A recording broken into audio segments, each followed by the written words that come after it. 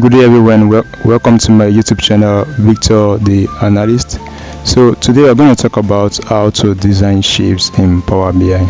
So if you have not subscribed to my YouTube channel, please do so, subscribe and like this video. Thank you. In this tutorial, in this video, we are going to look at how we can design shapes in Power BI.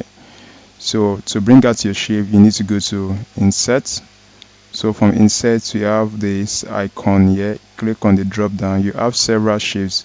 Now these are rectangle shapes, different shapes, but we are going to use this one, the rectangle shapes. So when I click on it, it's automatically going to pop out here. So on the default notes, shapes comes out in blue color, but we are going to change this color to our specified color. So I'm going to drag this here, and you can see you can extend the size of your shape.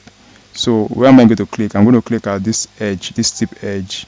You can come up here to the same thing. You can click here. So I'm going to leave it like this, and I would leave it as this size. So we want to create this kind of shape.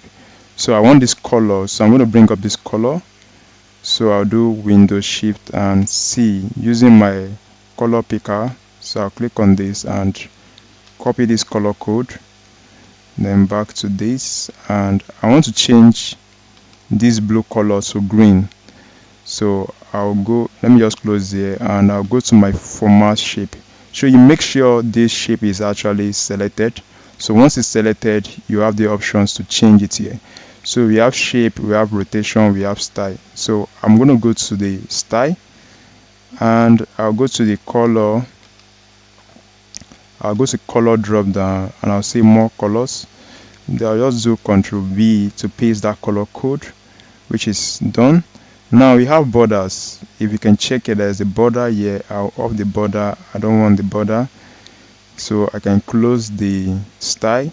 So if you want to change the rounded corner, I can come here to do that. Let's say I want to make it have a rounded corner, but in our own case, we are not putting any rounded corner, so I will just make it to be 0.